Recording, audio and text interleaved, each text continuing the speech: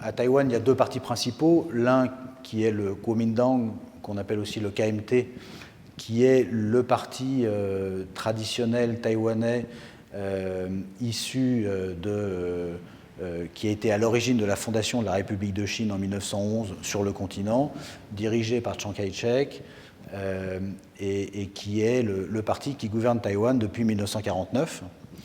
Face à ce parti, à titre principal, s'est composé un autre parti, dit parti indépendantiste, donc DPP ou Minzindang en chinois, qui, jusqu'à la fin des années 80, était totalement clandestin, interdit.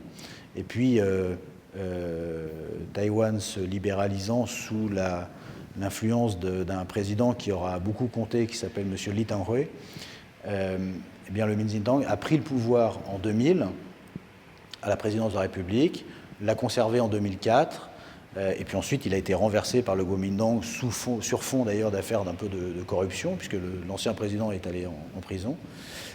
Et donc ce sont les deux forces principales qui s'opposent à Taïwan, donc le KMT Kuomintang, qui est vraiment le parti créé en Chine, qui est arrivé ensuite à Taïwan, et le Minzindang, parti créé à Taïwan, dit parti indépendantiste, en opposition justement au KMT et à sa vision d'une seule Chine.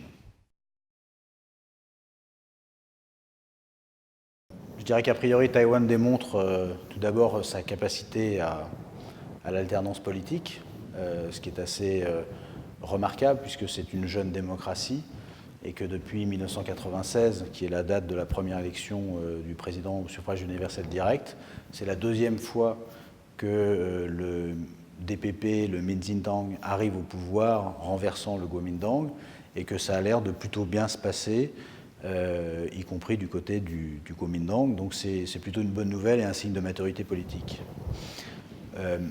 La deuxième chose que ça change, c'est que c'est la première fois que Taïwan élit une femme à la présidence de la République, que c'est un fait assez notable, notamment en Asie, mais je dirais dans le monde également, et que c'est assez notable aussi parce qu'on est dans un contexte de sécurité militaire assez tendu, et ce depuis de nombreuses décennies, et que ce n'est pas anodin qu'un peuple décide de nommer une femme finalement à la tête des armées et à la tête de sa sécurité face principalement à la Chine. Donc ça, c'est un fait important. La troisième chose qui est également importante, c'est que pour la première fois, le Minzindang non seulement remporte la présidence de la République, mais remporte également la majorité au Parlement, c'est-à-dire que, contrairement à son prédécesseur, Chen Shui-bian, qui était de 2000 à 2008 le président de la République, lui aussi soi-disant pro-indépendantiste, enfin il était pro-indépendantiste,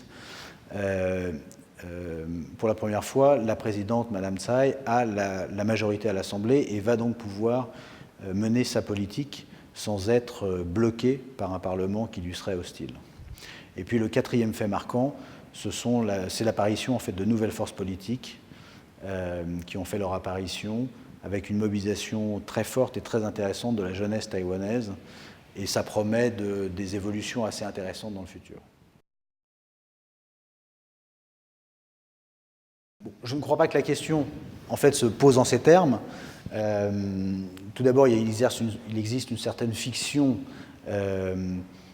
qui découle de l'histoire qu'on a rappelée sur le Kuomintang qui arrive de Chine et l'apparition du Minzindang. Cette fiction, je l'appelle fiction, c'est un peu provocateur, mais c'est la République de Chine qui a été créée en 1911 et qui serait exilée à Taïwan, mais qui aurait toujours prétention à gouverner sur l'intégralité du territoire chinois.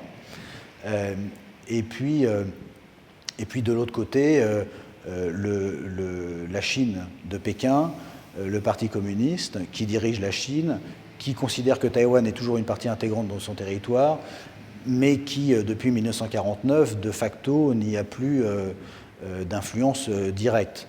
Donc aujourd'hui, on a une situation qui est que la République de Chine à Taïwan, puisque c'est son nom aujourd'hui, elle a un territoire, elle a un peuple, elle a un gouvernement.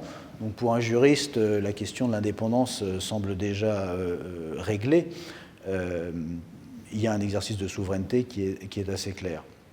Par contre, il y a un problème ensuite de reconnaissance. Aujourd'hui, la Chine, bien évidemment, ne reconnaît pas Taïwan comme un pays. Taïwan ne reconnaît pas le gouvernement de Pékin comme étant légitime sur la Chine. Une vingtaine de pays au monde reconnaissent Taïwan, ce nombre est en réduction année après année. Mais pour autant, même si la Chine réussit à imposer sa position sur Taïwan, la Chine permet à Taïwan d'exister dans l'Organisation mondiale du commerce, lui permet d'assister à l'Organisation mondiale de la santé aux réunions en qualité d'observateur. Taïwan existe au niveau des Jeux olympiques. La Chine a permis une amélioration des relations entre les deux rives ces 10 dernières années. Et puis finalement, la Chine et Taïwan s'accordent sur un désaccord, c'est-à-dire que, bon, ils évitent de parler du problème principal pour pouvoir traiter l'ensemble des problèmes qui se posent à eux, et ce de manière assez constructive depuis 10 ans au moins. Quant à Taïwan, elle adopte une position également, je dirais, compatible avec ce que j'appellerais les efforts de la Chine. Et je crois qu'aujourd'hui, le consensus politique à Taïwan, aussi bien au sein du KMT et du Kuomintang, en tout cas c'est ce que veut la population taïwanaise a priori, c'est cela, pas de réunification, pas d'indépendance et pas de conflit.